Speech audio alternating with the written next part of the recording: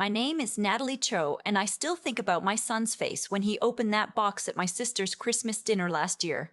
He was 9. His name is Miles. And he had been talking about that party for 2 weeks straight, what he was going to wear, which cousins he wanted to sit next to, whether Grandma Paulette would make her sweet potato casserole again. He was so excited. That kind of excited where a kid can't sit still in the car and keeps asking how many more minutes. We pulled up to my sister's house in Naperville just after noon. The driveway was full. I could hear music through the front door before I even knocked. My sister Roxanne had decorated the whole first floor, garland on the staircase, a massive tree in the living room corner, matching red stockings for every kid hung along the fireplace. She has 3 kids. Her husband Neil has 2 from his first marriage, 5 total. Mine was the 6th child in the room, and I didn't think much of it at the time. I just helped Miles take off his coat and pointed him toward the cousins in the playroom. I had spent the last 3 weekends preparing for this. Every adult, every child, I had a gift for each of them.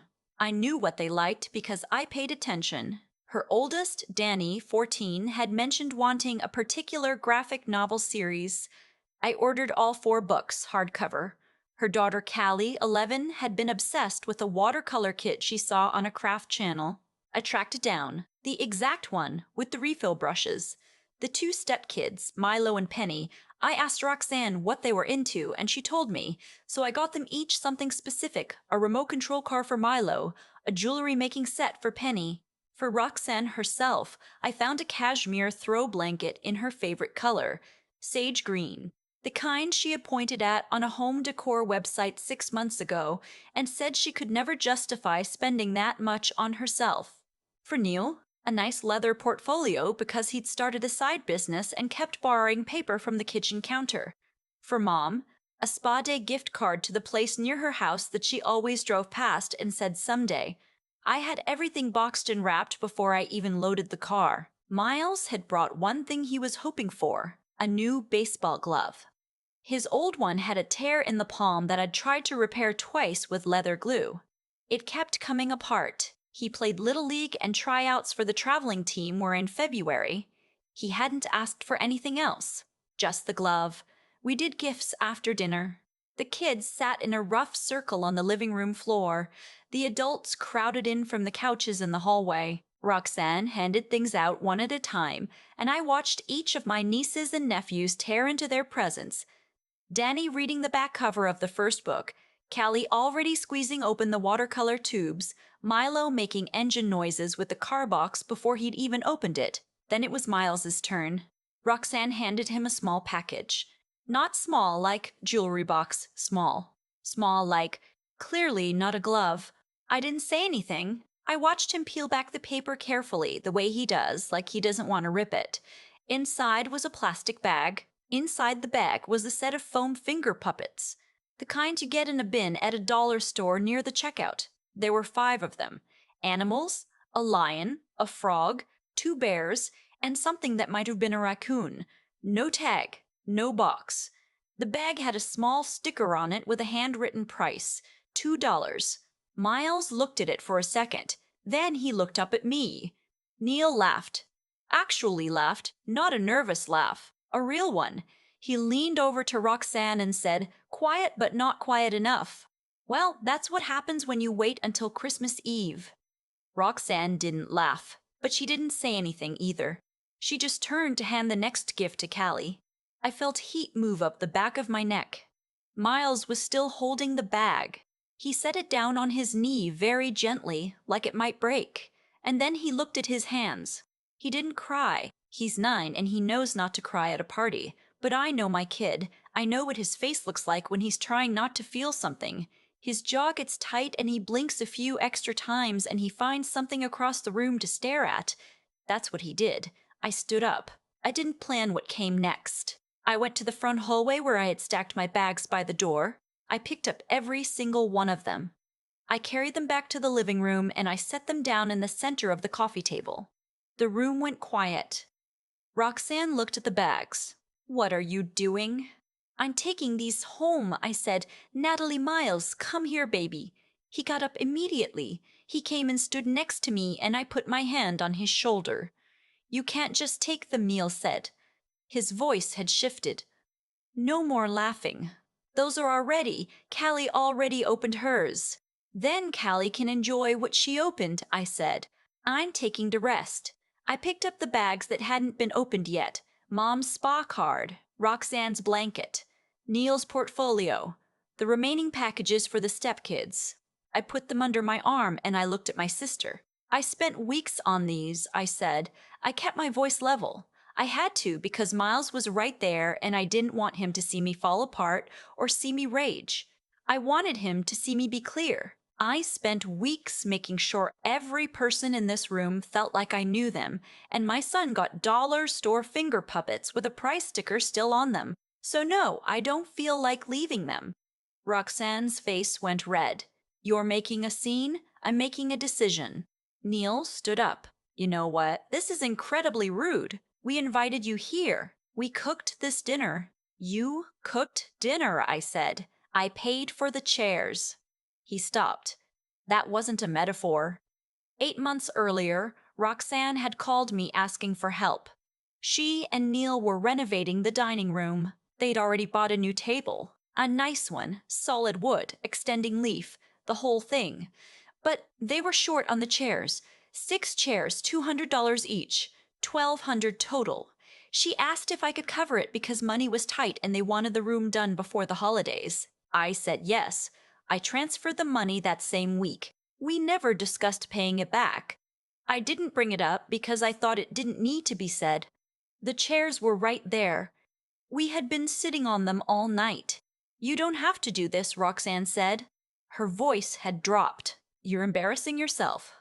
"No," I said. "What's embarrassing is that my son is standing in your living room holding a $2 bag of finger puppets while your kids open things I spent actual time choosing. That's what's embarrassing." She crossed her arms. "We've been stretched thin, Natalie. You know that.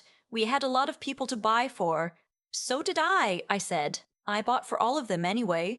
She didn't answer that. I picked up Miles's coat from the hook by the door. I handed him his shoes. He put them on without a word, sitting on the bottom step of the staircase, and I could see him working very hard to hold his face still. I got us out of there. In the car, I didn't turn on music. I just drove. After a few minutes, Miles said, from the back seat, "Mom, it's okay. I know you didn't pick that." I had to keep my eyes on the road for a while before I could answer. "I know you know," I said. "But it's not okay, and I'm not going to pretend it is." He was quiet again. Then, "Are you going to be mad at Aunt Roxanne forever?" "I'm going to be honest with her," I said. "That's different." When we got home, he took a bath and I set him up with a movie. He fell asleep on the couch before it was over, which is how I knew the night had worn him out in ways he wasn't saying. I covered him with a blanket and let him stay there. Then I went to the kitchen table and opened my laptop. I pulled up our shared credit card account. Roxanne and I had set it up 4 years earlier when Mom got sick, and we needed a way to split her medical co-pays and prescription costs without transferring back and forth constantly. It was practical. It made sense at the time. We each had a card. The rule was simple: only use it for Mom's stuff. Groceries she needed, medication, the occasional specialist visit, nothing else. I hadn't looked at the account in about 2 months. I'd been busy with work and Miles's school stuff and just life. I trusted the system. I scrolled through the recent transactions. There was a charge from William Sonoma, $340, dated 3 weeks ago. There was a charge from a children's clothing boutique I didn't recognize, $118. There was a charge from a toy retailer, $189. There was another one from the same toy retailer, 6 days later, $224. There was a charge from a kitchen appliance site, $310. I had to Google the item number. It was a stand mixer. There were smaller ones too. A candle shop, a bookstore, a gift wrap service. In total, over the past 6 weeks, $1,847 had been charged to the account. I pulled up every receipt I had access to for Mom's actual expenses. I compared them one by one. Not a single one of these charges was for Mom. I sat there for a long time. Then I thought about the living room, the presents stacked under Roxanne's tree, Danny's new gaming headset, still in the box, the kitchen appliance Roxanne had mentioned wanting, Callie's new winter coat with the fur-trimmed hood. I picked up my phone and I called the credit card company. It was late, almost 11, but their line was 24 hours. I explained the situation to the representative, a joint account set up for a specific purpose, charges that did not match that purpose, made without my knowledge or consent. She walked me through the options. I could dispute the charges, flag the account for review, and remove Roxanne's card from the account. I did all three.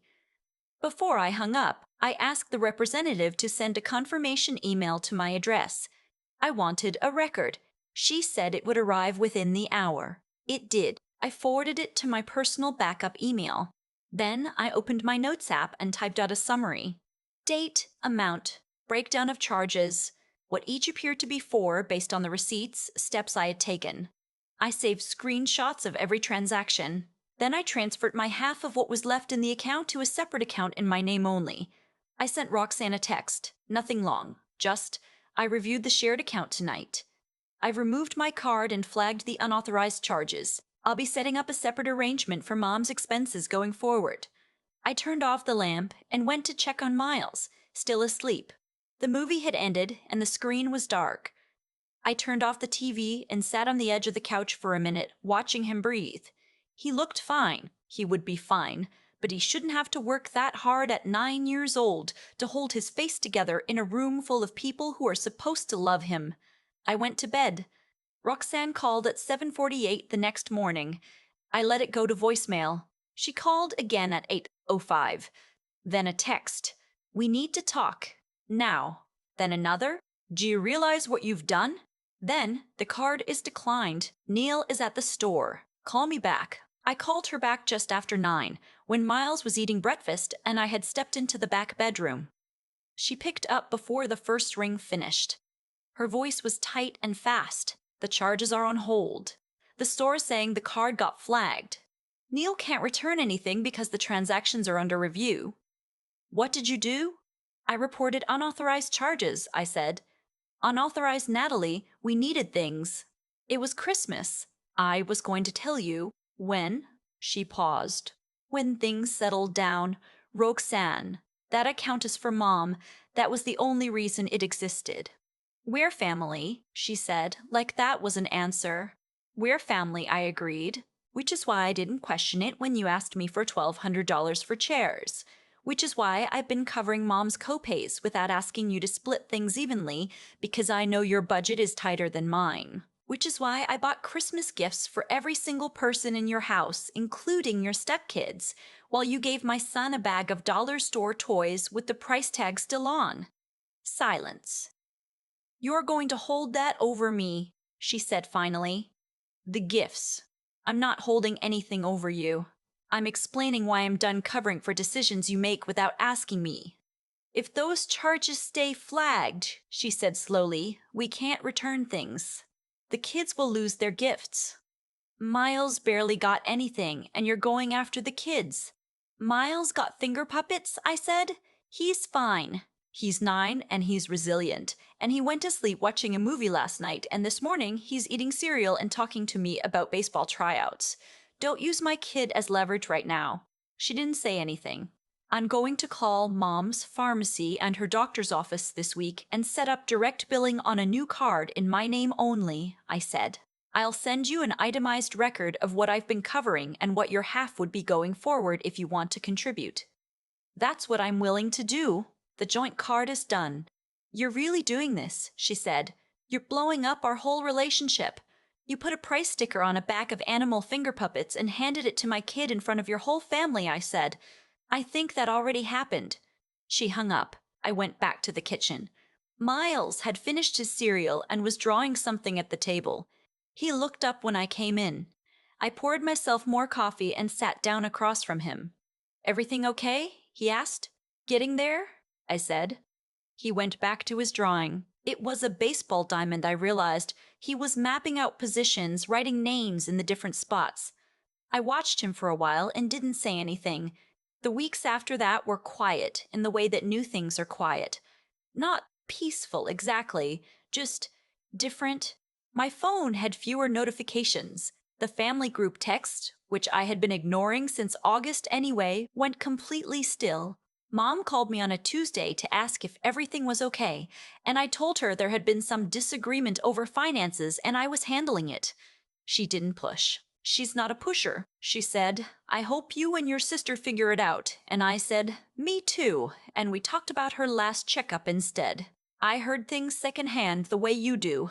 A friend who knew Neil from a neighborhood thing mentioned that they'd returned some of the Christmas gifts. Not all of them, the ones that had already been used or opened, were kept. But several went back.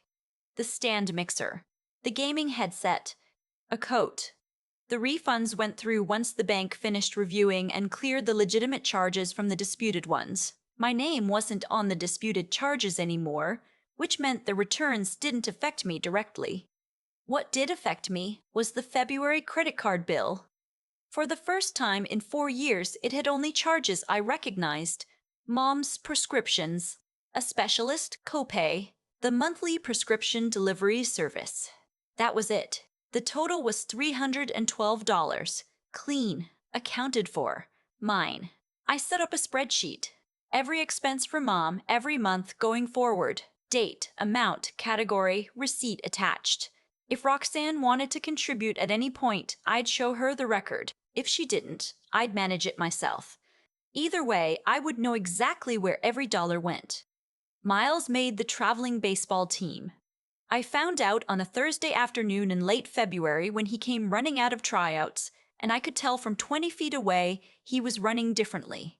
The way kids run when something actually happened. I got out of the car and he crashed into me and I held on to him for a good 30 seconds. We went out for burgers.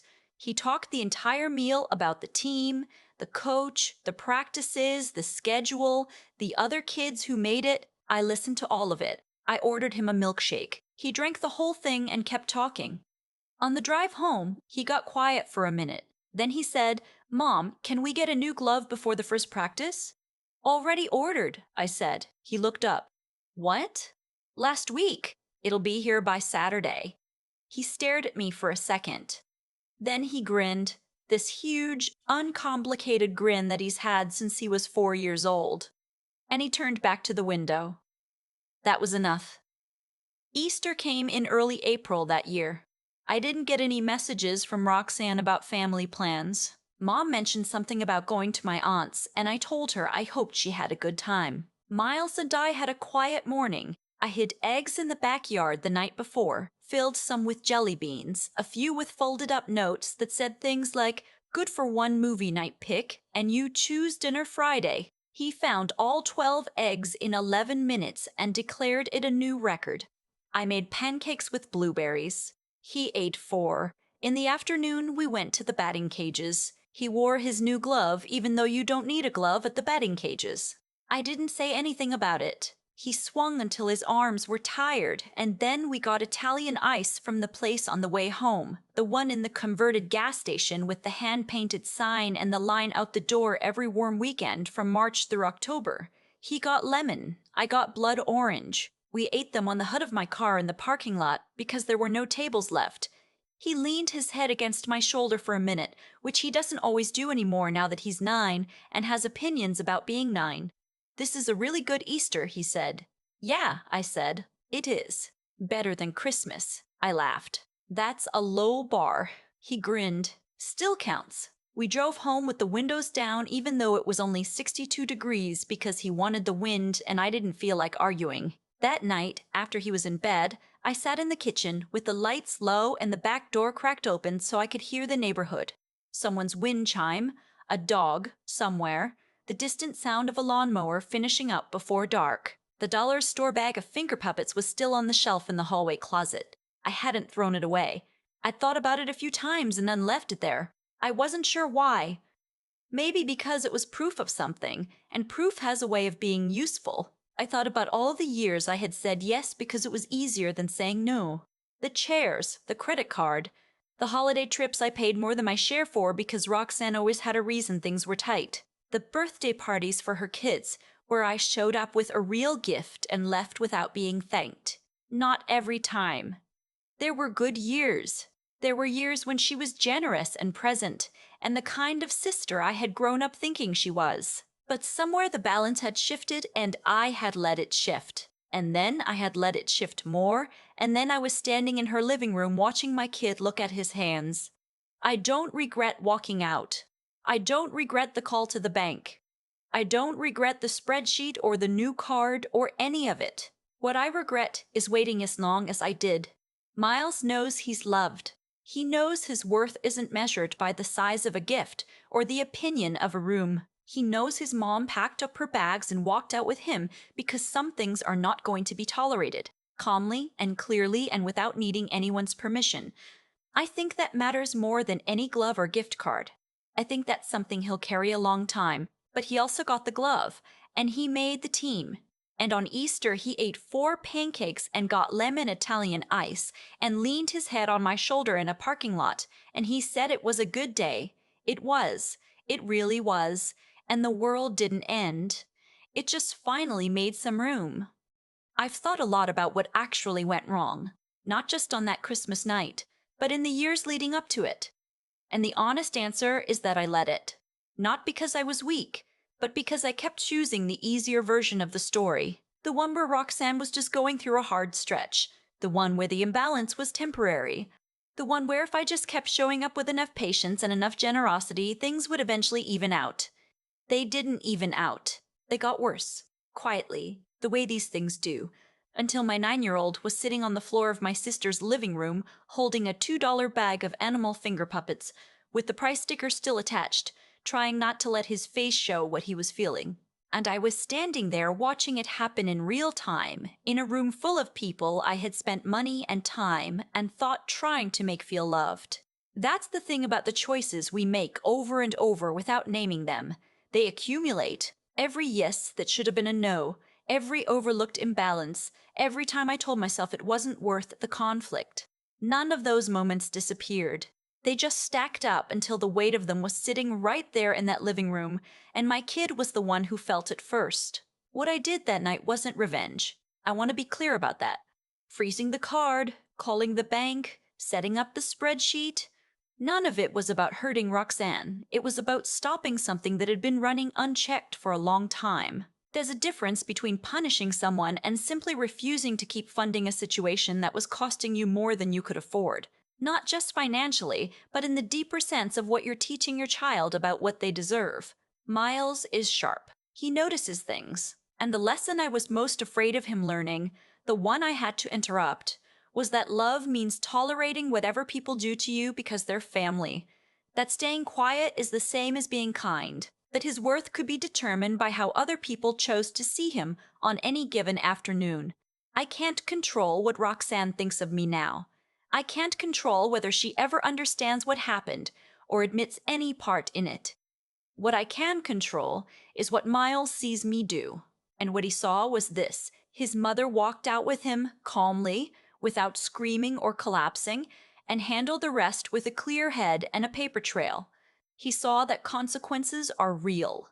That actions, even quiet, years-long patterns of taking without giving, eventually land somewhere. He made the traveling team. He ate 4 pancakes on Easter morning and found all 12 eggs in 11 minutes and declared it a record. He wore his new glove to the batting cages even though you don't need a glove at the batting cages, and I didn't say a word about it.